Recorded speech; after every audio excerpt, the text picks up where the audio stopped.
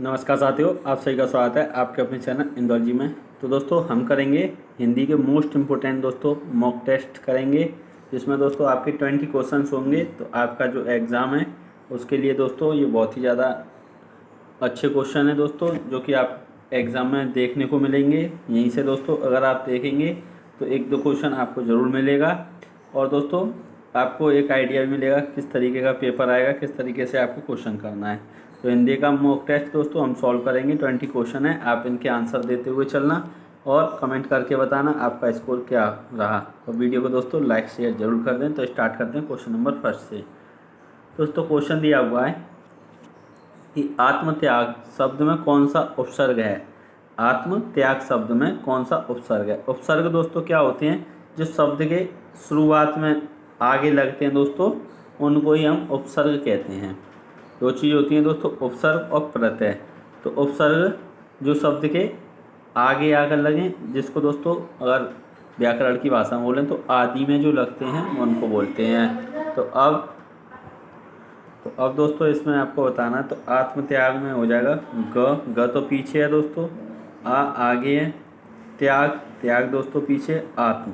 तो इसका दोस्तों जो सही आंसर होगा वो हो जाएगा आपका क्या, ऑप्शन डी आत्म। क्या हो जाएगा, आत्म दोस्तों इसका सही आंसर हो जाएगा।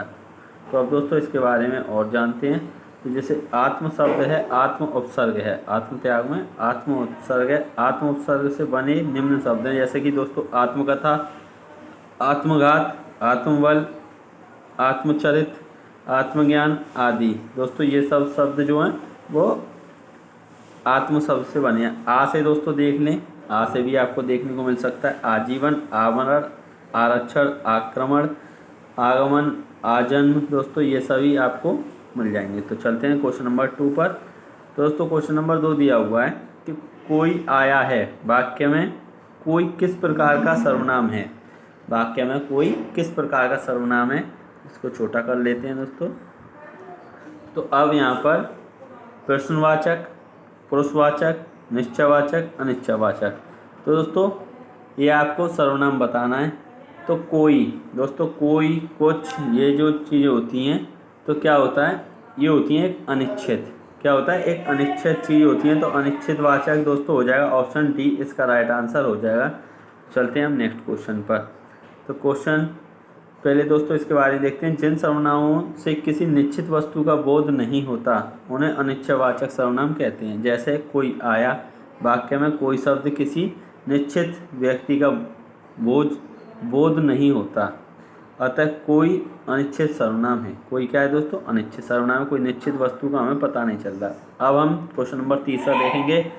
इनमें से प्रेरणार्थक क्रिया है, इनमें से प्रेरणार्थक क्रिया है कटवाना, कटना, मारना, खाना।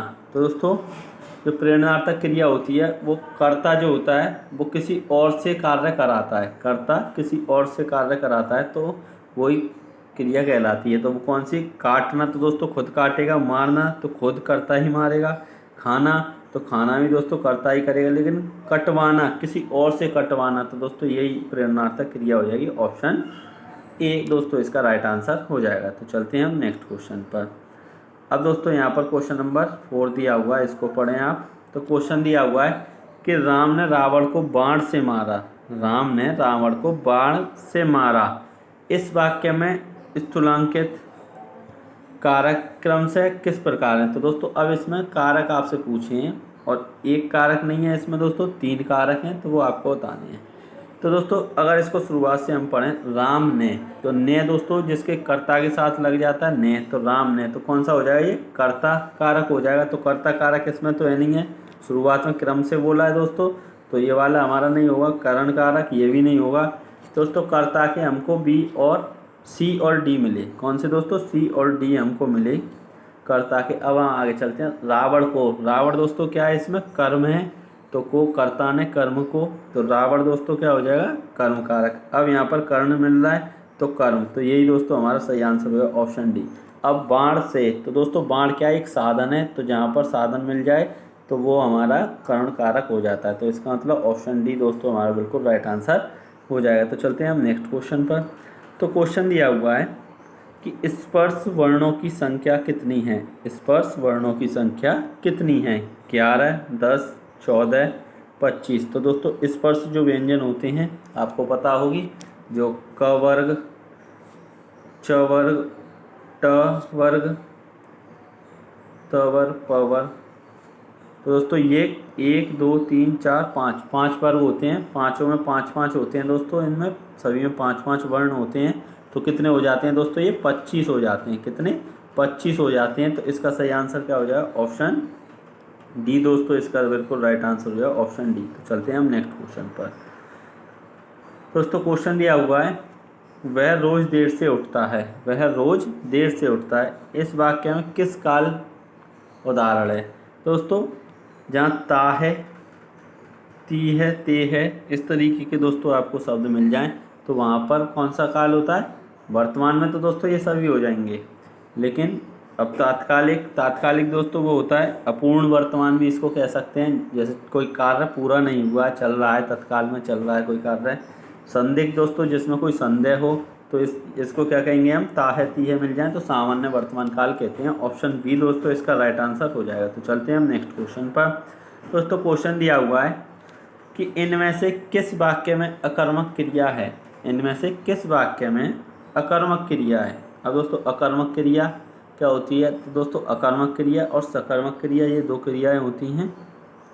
तो दोस्तों अकर्मक क्रिया वो होती है जिसका प्रभाव कर्ता पर पड़ता है दोस्तों, कर्म नहीं होता है उस वाक्य में, तो वहाँ पर क्या होगा दोस्तों? अकर्मक क्रिया। और जिस क्रिया पर दोस्तों कर्म का प्रभाव पड़े तो वहाँ पर जिसमें कर्म दिया हो तो दोस्तों वो हो जाएगा हमारा सकर्मक क्रिया। तो अकर्मक क्रिया कौन कौन से होते हैं? जैसे दोस्तों रोना, हंसना, चलना, ये सब। जैसे पक्षी आकाश में उड़ते हैं दोस्तों, ये सब। तो अब दोस्तों आपको बताना है यहाँ पर अकर्मक क्रिया क्या हो जाएगी। श्याम सोता है, ये चीज़ें तुम्हारा जी ललचाती हैं, वह अपना सिर खुजलाता है, मैं पुस्तक पढ़ता हूँ।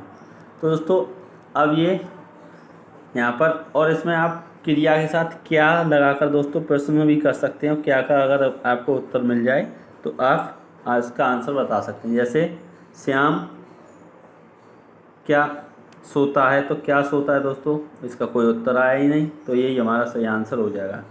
अगर दोस्तों इसी तरीके से इसमें देखें, ये चीज़ें तुम्हारे जी ललचाती हैं, दोस्तों ये तुम्हारा क्या ललचाती हैं? तो जी। दोस्तों इस तरीके से आ गया, नहीं आ गया? तो चलते हैं दोस्तों नेक्स्ट क्वेश्चन पर। अब क्वेश्चन दिया हुआ है, अवतव करना मुहावरे का क्या अर्थ है? अवतव करना मुहावरे का क्या अर्थ है?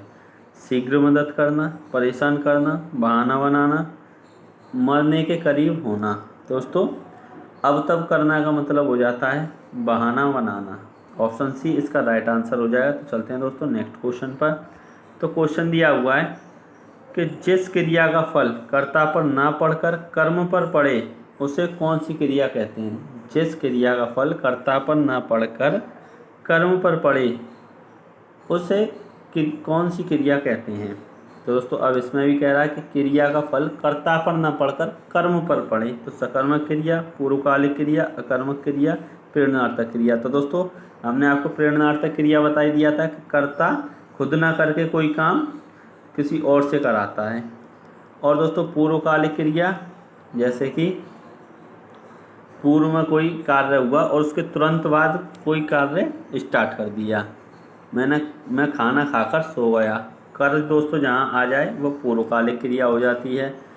अब सकर्मक क्रिया दोस्तों जहाँ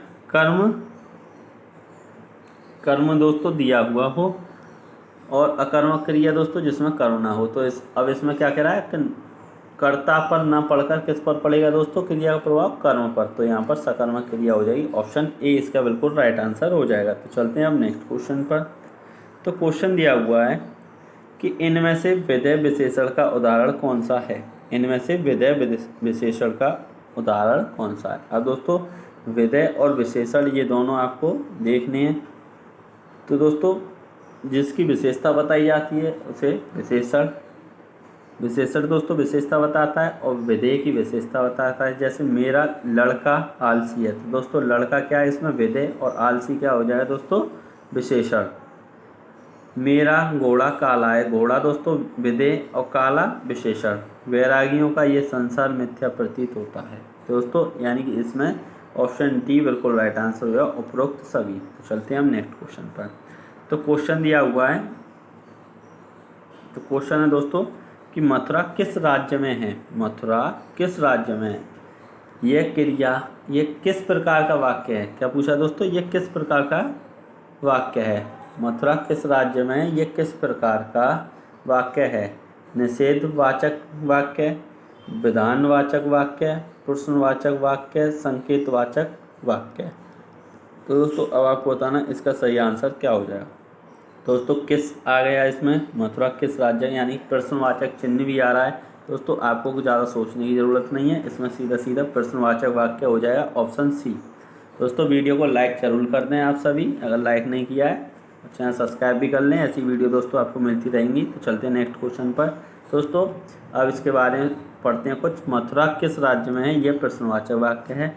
अर्थ के आधार पर दोस्तों वाक्य के 8 प्रकार होते हैं। कितने होते हैं, 8। कौन कौन से, विधिवाचक, निषेधवाचक, आज्ञावाचक, प्रश्नवाचक, विस्मयवाचक, इच्छावाचक, संदेहवाचक, संकेतवाचक। तो दोस्तों ये सभी 8 होते हैं। और दोस्तों रचना के आधार पर 3 मिश्र वाक्य, संयुक्त वाक्य और सरल वाक्य। तो दोस्तों चलते हैं अब हम क्वेश्चन नंबर 12। क्वेश्चन नंबर 12 दिया हुआ है, एक मुंह दो बात, इस लोकोक्ति का अर्थ क्या है। एक मुंह दो बात, इस लोकोक्ति का अर्थ क्या है। जो व्यक्ति सामने आए उसकी प्रशंसा करना, अपनी बात से पलट जाना, ज़्यादा फर्क होना, संक्षिप्त में विस्तृत बात कह देना। तो दोस्तों इसका सही आंसर क्या हो जाएगा, अपनी बात से पलट जाना। ऑप्शन बी दोस्तों इसका सही आंसर हो जाएगा, अपनी बात से पलट जाना। तो चलते हैं नेक्स्ट क्वेश्चन। तो क्वेश्चन दिया हुआ है, निम्नलिखित शब्दों में से तद्भव शब्दों को पहचानिए। निम्नलिखित शब्दों में से तद्भव शब्द को पहचानिए। तो दोस्तों अब तद्भव शब्द कौन सा हो जाएगा, पाषाण दोस्तों, इसका पहाड़ होता है पाषाण, कंकड़, प्यासा, पक्ष। तो दोस्तों ये सभी तो दिए हुए हैं हमारे तत्सम शब्द ये। तो इस तद्भव दिया हुआ है प्यासा। तो दोस्तों चलते हैं हम नेक्स्ट क्वेश्चन पर। तो क्वेश्चन दिया हुआ है, निम्नलिखित में से किस समास में दोनों घटकों की प्रधानता होती है। अब दोस्तों जिसमें दोनों शब्द दोस्तों प्रधान हो वो हमारा कौन सा होता है, बहुब्रीहि दोस्तों समास कौन सा होता है, जिसमें दोस्तों कोई तीसरा पद समान अर्थ देता है दोस्तों, प्रधान होता है, कोई तीसरा पद प्रधान होता है। यानी कि जैसे कि अभी दशानन, दसें, मुख जिसके दोस्तों, तो ये हो जाएगा रावण। तो एक तीसरा ही शब्द दोस्तों इसमें प्रधान हुआ। अव्ययीभाव समास दोस्तों इसमें प्रथम पूर्व पद प्रधान होता है। और द्वंद्व समास दोस्तों इसमें दोनों पद प्रधान होते हैं, जैसे माता पिता, रात दिन। और दोस्तों इनकी पहचान और लग जाए, विलोम शब्द हो या योजक चिन्ह दोस्तों दिया हो तो वहाँ पर द्वंद्व समास हो जाता है। तो चलते हैं दोस्तों नेक्स्ट क्वेश्चन पर। तो क्वेश्चन दिया हुआ है कि वर्णों की आवृत्ति होने पर अलंकार होता है। अब दोस्तों वर्णों की आवृत्ति होने पर अलंकार, तो वर्णों की दोस्तों जैसे यहाँ पर दिया हुआ ये कि रघुपति, राघव, राजा राम। तो यहाँ पर दोस्तों र की दोस्तों बार बार आवृत्ति हुई है, तो कौन सा हो जाएगा यहाँ पर, अनुप्रयास अलंकार हो जाएगा। जहाँ पर वर्णों की आवृत्ति होती है दोस्तों वहाँ अनुप्रयास अलंकार होता है। तो चलते हैं हम नेक्स्ट क्वेश्चन पर। तो क्वेश्चन दिया हुआ है, शांत रस का स्थायी भाव क्या होता है। शांत रस का दोस्तों आपको स्थायी भाव बताना है, निर्वेद, शोक व रति। दोस्तों जो शांत रस है उसका आपको बताना है। तो रति दोस्तों किसका हो जाता है, श्रृंगार रस का, व दोस्तों भयानक का, शोक करुण रस का। तो इसका सही आंसर हो जाएगा दोस्तों निर्वेद। क्या हो जाएगा, निर्वेद। ऑप्शन ए इसका राइट आंसर हो जाएगा। तो चलते हैं दोस्तों नेक्स्ट क्वेश्चन पर। तो क्वेश्चन दिया हुआ है कि इनमें से किस शब्द की वर्तनी शुद्ध है। इनमें से किस शब्द की वर्तनी शुद्ध है। उज्ज्वल दोस्तों, उज्ज्वल का आपको बताना। तो इसमें बस आपको एक चीज़ ध्यान रखनी है कि 2 ज होते हैं और वो आधे होते हैं दोस्तों, दोनों ही ज आधे होते हैं। तो देखने हैं कौन सी में, तो ऑप्शन सी में हमको मिल जाएगा। कई बार दोस्तों पूछा जाता है, बहुत ही ज़्यादा इंपॉर्टेंट है, बस आप ये याद रखें कि 2 ज होते हैं वो भी आधे होते हैं दोनों। तो चलते हैं दोस्तों नेक्स्ट क्वेश्चन पर। तो क्वेश्चन दिया हुआ है कि इनमें से कौन सा शब्द बहुवचन है, इनमें से कौन सा शब्द बहुवचन है। लड़का, लड़का तो दोस्तों एक होता है तो एक वचन हो गया। माता एक होती है तो दोस्तों एक वचन हो गया। अब किताब, किताब भी दोस्तों एक होती हैं और ये सब चीज़ें गिनी जा सकती हैं। तो अब प्राण दोस्तों ये हमारा बहुवचन हो जाएगा। प्राण दोस्तों हमेशा बहुवचन में ही प्रयोग होता है। तो चलते हैं नेक्स्ट क्वेश्चन पर। तो क्वेश्चन दिया हुआ है कि इनमें से कौन सा शब्द अतिथि शब्द का समानार्थी नहीं है। किसका दोस्तों, अतिथि का। तो दोस्तों अतिथि का यात्री होता है, यज्ञ में सोमलता लाने वाला और साधु। दोस्तों इन सभी को अतिथि कहते हैं, लेकिन उत्तर दोस्तों अतिथि नहीं होता। तो चलते हैं हम नेक्स्ट क्वेश्चन पर, जो कि आपका लास्ट क्वेश्चन है दोस्तों। तो क्वेश्चन है इनमें से किसे कवियों में राजकुमार के रूप में जाना जाता है। कवियों में राजकुमार के रूप में जाना जाता है। जगनिक, अमीर खुसरो, जयदेव, विद्यापति। दोस्तों इसका सही आंसर क्या हो जाएगा, कवियों में राजकुमार, राजकुमार कौन होगा दोस्तों, अमीर होगा। तो अमीर खुसरो दोस्तों ऑप्शन बी इसका राइट आंसर हो जाएगा। तो दोस्तों यहाँ पर आपके 20 क्वेश्चन हो जाते हैं। कमेंट करके बताएं दोस्तों वीडियो आपको कैसी लगी और आपका क्या स्कोर रहा। तो दोस्तों ऐसी ही आपको वीडियो मिलती रहेंगी जब तक आपका एग्ज़ाम होगा दोस्तों। तो आप चैनल को सब्सक्राइब कर लें और वीडियो को लाइक शेयर ज़रूर करें। Thank you, all the best.